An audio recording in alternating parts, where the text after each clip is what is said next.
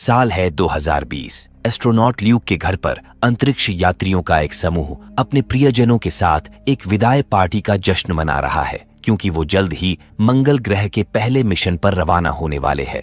उनके सभी प्रियजन और परिचित उन्हें अलविदा कहने के लिए उपस्थित हैं। इस पार्टी में जिम भी आता है, हालांकि उसे आने में थोड़ी देर हो चुकी थी। जिम एक पायलट है और ये मिशन मूल रूप से उसका था, लेकिन उसकी पत्नी बीमार हो गई और उसकी जगह ल्यूक को चुन लिया गया। ये मिशन जिम का सपना था, इसीलिए ल्यूक दोषी महसूस करता है, लेकिन जिम उसे शुभ कामनाएं देता है। जिम कल्पना करता है कि वो मंगल ग्रह पर है और सभी के जाने के बाद वो सैंडबॉक्स पर अपना पैर रखता है।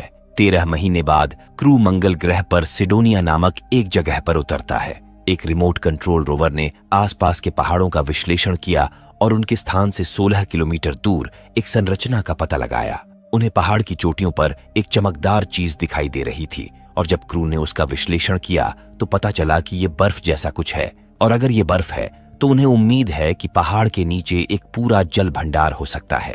वो पृथ्वी की परिक्रमा कर रहे विश्व अंतरिक्ष स्टेशन को संदेश भेजते हैं, जहां वुडी, उसकी पत्नी टेरी, फिल और जिम मौजूद हैं। वो उन्हें बताते हैं कि वो असामान्य पहाड़ का पता लगाने के लिए बाहर जा रहे हैं। क्रू रोवर लेकर संरचना के पास पहुंचता है। तभी अचानक वो अपने संचार प्रणाली पर एक धीमी ध्वनि सुनते हैं, जिसे वो गलती से रोवर का हस्तक्षेप समझते हैं। वो पहाड़ का अध्ययन करने के लिए एक रेडियो तरंग रडार का उपयोग करते हैं, जो पूरे पहाड़ के नीचे धातु की उपस्थिति को दर्शाता है। ल्यूक कहता है कि ये एक गलती होनी चाहिए, और वो रडार शक्ति को बढ़ाकर फिर से पहाड़ की जांच करने के लिए कहता है। तभी पहाड़ से एक तीव्र एनर्जी पल्स निकलती है और उनके सभी उपकरण काम करना बंद कर देते हैं। अचानक पहाड़ के चारों ओर एक विशाल बवंडर उठने लगता है, जो इतना शक्तिशाली था कि उसके साथ चट्टानें भी हवा में उड़ने लगती है। इससे पहले कि क्रू कुछ समझ पाते, बवंडर अपने अंदर सब कुछ चूस लेता है और ऐसा प्रतीत होता है जैसे वो संवेदनशील हो।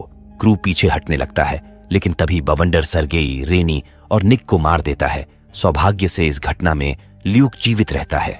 जब बवंडर शांत हो जाता है तो एक विशाल धातु का चेहरा सामने आता है। इस घटना के परिणाम स्वरूप अंतरिक्ष स्टेशन को ऊर्जा के एक अत्यंत शक्तिशाली विस्फोट का पता चलता है और क्रू एक आपातकालीन बैठक का आयोजन करते हैं। उन्हें ल्यूक का एक वीडियो प्राप्त होता है, जिसमें वो भ्रमित होकर वर्णन करता है कि सभी क्रू मारे गए हैं और वो बचा हुआ एकमात्र व्यक्ति है। वुडी विश्व अंतरिक्ष स्टेशन के कप्तान रे से कहता है कि उन्हें ल्यूक के लिए एक बचाव मिशन भेजना चाहिए, लेकिन रे का कहना है कि ल्यूक पहले से ही मर चुका होगा और उनके पास ये जानने का कोई तरीका नहीं है कि मंगल ग्रह पर जाना सुरक्षित है या नहीं, क्योंकि सभी प्रसारण बंद हो गए हैं। फिल का कहना है कि सैटर्न प्रोब मंगल की कक्षा से गुजर रहा है, जिसकी मदद से वो जानकारी प्राप्त कर सकते हैं और जल्द ही अपने मिशन की योजना बना सकते हैं। जिम बताता है कि उसके पास एक योजना है, वो पहले से ही गणना कर चुका है और पता चला है कि वो अंतरिक्ष यान के वजन को कम करके और अधिक फ्यूल लेकर जल्दी से मंगल ग्रह की कक्षा तक पहुंच सकते हैं। हालांकि रे को नहीं लगता कि ये एक अच्छा आइडिया है, क्योंकि रे जिम पर भरोसा नहीं करता, सिर्फ इसीलिए क्योंकि उसने अपनी पत्नी को खोने के बाद कुछ शेष मनोवैज्ञानिक परीक्षण नहीं लिए थे।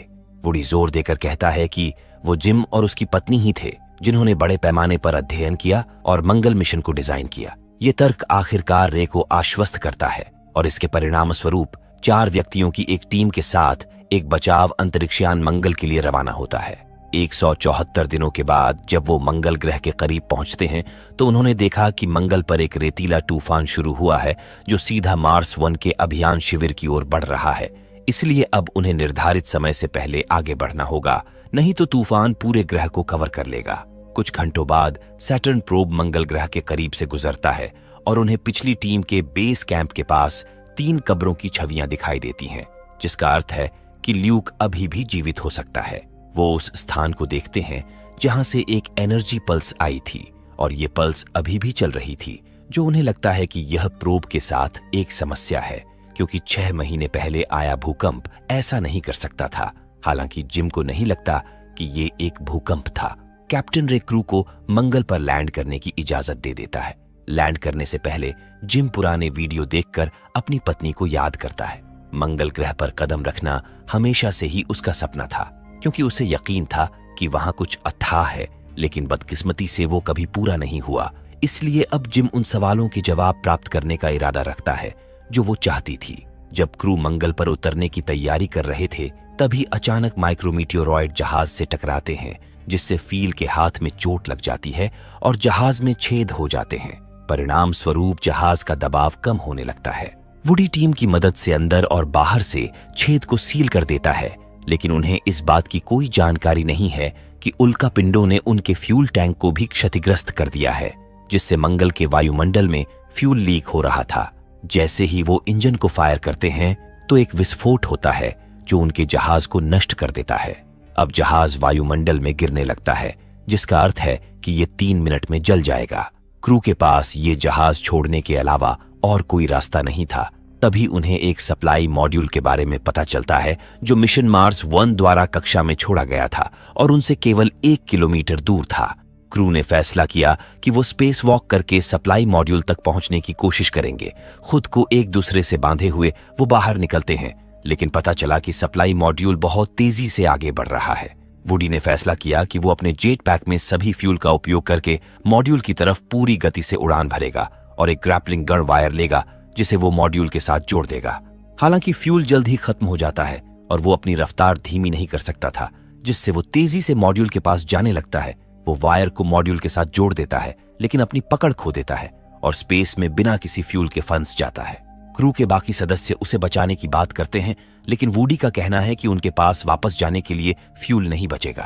क्रू सफलतापूर्वक मॉड्यूल पर कदम रखता है। टेरी वुडी को बचाने के लिए बेताब है और वो अपने पति को मरते हुए नहीं देख सकती, इसीलिए वो अपने जेट पैक का उपयोग करके वुडी को वापस लाने का प्रयास करती है। लेकिन वुडी उसे वापस लौटने को कहता है, क्योंकि अगर वो आगे बढ़ती है तो वापस मॉड्यूल पर जाने के लिए उसके पास फ्यूल नहीं बचेगा। वुडी को बचाने के आखिरी प्रयास में वो उसकी तरफ केबल फेंकती है, लेकिन दुर्भाग्य से वुडी उसकी पहुंच से बाहर था। टेरी थोड़ा और आगे जाकर प्रयास करना चाहती है, लेकिन वुडी जानता है कि अगर वो ऐसा करती है तो वो वापस नहीं लौट सकती। इसीलिए उसने टेरी से कहा कि वो उससे प्यार करता है और फिर अपना हेलमेट उतार दिया, जिससे वो पल भर में मर गया। टेरी ये देखकर पूरी तरह से टूट जाती है, लेकिन जिम उसे सांत्वना देता है। अंतरिक्ष स्टेशन में कर्मचारियों को मार्स 2 से सिग्नल मिलना बंद हो जाते हैं, लेकिन अचानक उन्हें डेटा प्राप्त होता है कि सप्लाई मॉड्यूल मंगल ग्रह पर उतरा है। रे का मानना है कि केवल जिम ही ऐसी चीज करने में सक्षम है। टेरी और फिल मंगल ग्रह पर सप्लाई मॉड्यूल को उतारने में कामयाब रहे। वो पिछले मिशन के बेस कैंप में पहुंचते हैं, जहां उन्हें अधिकांश उपकरण क्षतिग्रस्त मिलते हैं, लेकिन फिर भी वो उनकी मरम्मत करके घर वापस जा सकते हैं। जिम ग्रीन हाउस में जाता है और देखता है कि कोई लंबे समय से यहाँ रह रहा है, क्योंकि सभी उपकरण चालू हैं और पौधे उज्जवल रूप से जीवित हैं। तभी अचानक ल्यूक उस पर हमला करता है, क्योंकि उसे लगता है कि जिम केवल उसका भ्रम है। लेकिन जिम उसे ये कहकर शांत करता है कि उसका बेटा बॉबी है और उसकी वाइफ का नाम डेबरा है। वो एक किताब पढ़ रहा है जिसे उसका बेटा बॉबी भी पृथ्वी पर पढ़ रहा है। वो खुशी से रोता है जब उसे पता चलता है कि उसके दोस्त उसे बचाने आए हैं, लेकिन जब उसे वुडी के बारे में पता चलता है तब उसे बहुत दुख होता है। वो बताता है कि वो किस तरह से पौधे लगाकर यहाँ जीवित रहा। जिम पूछता है कि उसके साथ क्या हुआ था, तब वो केवल एक ही बात दोहराता है कि पहाड़ के शीर्ष से कुछ बाहर आया और सबको मार डाला। उसका मानना है कि उसके बचने की एक वजह थी, उसे चुनकर जीवित छोड़ दिया गया और अब वही है जिसे रहस्य को हल करना है। जिम को बाहर एक तूफान दिखाई देता है, जिसके बारे में उन्हें जानकारी मिली थी कि वो पूरे ग्रह को कवर करने वाला है, लेकिन ल्यूक का कहना है कि वो कई दिनों से यहीं पर है, जो उस रहस्यमय पहाड़ से उत्पन्न हुआ है। जिम को लगता है कि वो बस एक तूफान है और ल्यूक उसे कुछ ज्यादा ही गंभीरता से ले रहा है। तब ल्यूक उन्हें अंदर ले जाता है और कंप्यूटर पर एक छवि दिखाता है, जिसमें वो एक चेहरे के आकार का पहाड़ साफ साफ देख सकते हैं। उसने एक आवाज भी प्ले की जो उन्होंने पहली बार सुनी थी। ल्यूक का कहना है कि उसने 1 साल तक इस ध्वनि का विश्लेषण किया और पाया कि अजीब ध्वनियां मैथमेटिकल सिंबल्स का एक रिपीटिंग ग्रुप है, जो ध्वनियों के समूहों को एक कोऑर्डिनेट सिस्टम के साथ कोरिलेटेड करती है और डीएनए के एक मॉडल को प्रकट करती है। ल्यूक मानता है कि ये उन प्राणियों का सिग्नेचर है जिन्होंने वहां चेहरा रखा है। देखने में ये डीएनए बिल्कुल मानव जैसा लग रहा था, लेकिन मॉडल में गुणसूत्रों की अंतिम जोड़ी नहीं है। इसका मतलब है कि वो मानव नहीं है। जिम को अचानक एहसास होता है कि आवाजों से प्राप्त डीएनए मॉडल कोई सिग्नेचर नहीं है, बल्कि एक परीक्षण है। गुणसूत्रों की अंतिम जोड़ी नहीं है। इसका मतलब है कि चेहरा एक प्रश्न के उत्तर का इंतजार कर रहा है। मार्स 1 के क्रू इसीलिए मारे गए क्योंकि उन्होंने ये साबित करने के लिए गुणसूत्रों की लापता जोड़ी को नहीं जोड़ा कि वो मानव थे, और उन्होंने अनजाने में ही रेडियो तरंगे भेजकर गलत उत्तर दिया। जिसके परिणाम स्वरूप चेहरा रक्षात्मक हो गया, बिल्कुल एक सुरक्षा अलार्म की तरह। जिम गुणसूत्रों की लापता जोड़ी का पता लगाकर पूरा करना चाहता है और उसे रेडियो तरंगों के जरिए चेहरे पर ट्रांसमिट करना चाहता है ताकि उस परीक्षण को पूरा किया जा सके। लेकिन टीम के बाकी सदस्यों को संदेह है कि अगर उन्होंने फिर से गलत उत्तर दिया तो वो मारे जाएंगे। जिम का कहना है कि अगर वो सवालों के जवाब ढूंढे बिना चले गए तो उनके दोस्तों का बलिदान व्यर्थ चला जाएगा। ल्यूक कहता है कि उन्हें चेहरे के पास जाने की जरूरत नहीं है, वो एक रिमोट कंट्रोल रोवर के जरिए रेडियो तरंगे भेजकर परीक्षण पूरा कर सकते हैं। टीम सहमत होती है और रिकॉर्डिंग भेजने के लिए रहस्यमय चेहरे के पास एक रोवर भेजा जाता है। जैसे ही वो रेडियो तरंगे प्रसारित करते हैं तो डीएनए पहेली का सही उत्तर देता है और वो चेहरे पर एक प्रवेश द्वार को देखकर हैरान रह जाते हैं, जिसमें से एक अंधा करने वाली सफेद रोशनी निकलती है। टेरी मानती है कि ये किसी प्रकार का निमंत्रण है, इसलिए जिम, टेरी और ल्यूक चेहरे के पास जाते हैं, जबकि फिल ईआरवी की मरम्मत पूरी करने के लिए रुका हुआ है। फिल को तूफान आने से पहले उनके साथ या उनके बिना लॉन्च करने का आदेश दिया गया है। जैसे ही अंतरिक्ष यात्री सफेद दीवार वाले कमरे में प्रवेश करते हैं तो प्रवेश द्वार बंद हो जाता है और फिल के साथ उनका संपर्क टूट जाता है। जिम ने नोटिस किया कि अंदर का वातावरण सांस लेने योग्य है और वो अपना हेलमेट हटा देता है। तभी उनके पीछे एक दरवाजा खुलता है और जब टीम उसके अंदर प्रवेश करती है तो उन्हें सौरमंडल का 3D मॉडल दिखाई देता है, जिससे उन्हें पता चलता है कि कभी मंगल पर भी जीवन हुआ करता था, लेकिन करोड़ों साल पहले एक विशाल क्षुद्र ग्रह मंगल ग्रह से टकराया और उसका पूरा इकोसिस्टम नष्ट हो गया, जिससे ये ग्रह रहने लायक नहीं रहा और मंगल ग्रह के लोग दूसरी आकाशगंगा में चले गए। लेकिन एक जहाज को उनके डीएनए के साथ पृथ्वी पर भेजा गया। ये वो जहाज था जो पृथ्वी पर आया था और अपने साथ पहला एकल कोशिका जीव लाया था। इसका मतलब है कि वो मार्शियन ही थे जिन्होंने पूरी मानव जाति को जीवन दिया। मंगल ग्रह पर चेहरा इसीलिए रखा गया था ताकि एक दिन मानव मंगल ग्रह पर उतर सके और वंशजों के रूप में उन्हें पहचान सके। टीम को एक मार्शियन का होलोग्राम दिखाई देता है जो उनका हाथ पकड़ता है और उन्हें उनके साथ जाने के लिए निमंत्रण देता है। तभी वो फील की आवाज सुनते हैं जो बताता है कि तूफान तेज हो गया है और उन्हें जल्दी यहां से निकलना होगा। जिम कहता है कि ये एक अंतरिक्ष यान है जो जल्द ही उड़ान भरने वाला है, क्योंकि उल्टी गिनती शुरू हो चुकी है। जिम ने टेरी और ल्यूक को विदाई देते हुए निमंत्रण स्वीकार कर लिया। वो उनके जहाज में अंतरिक्ष का पता लगाने के लिए आगे बढ़ेगा, जैसा कि उसकी पत्नी चाहती थी।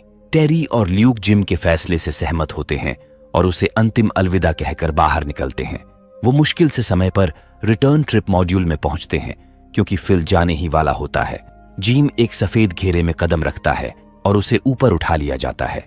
जब कैप्सूल में पानी भरने लगता है तो वो घबराने लगता है, लेकिन जल्द ही उसे पता चलता है कि वो इसमें सांस ले सकता है। जिम अपने जीवन के सभी बेहतरीन क्षणों को याद करता है और नई दुनिया की यात्रा करने के लिए तैयार हो जाता है। अचानक एक बवंडर उठा और चेहरा ढहने लगता है, जिसके माध्यम से मार्शियन जहाज ऊपर उठता है और मंगल ग्रह को छोड़ देता है। फील, टेरी और ल्यूक जहाज को एक आकाशगंगा की ओर जाते हुए देखते हैं और जिम को शुभ कामनाएं देते हैं। इस तरह के और वीडियोज देखने के लिए चैनल को सब्सक्राइब करके रखें ताकि वीडियो अपलोड होते ही आपको उसकी नोटिफिकेशन मिल जाए।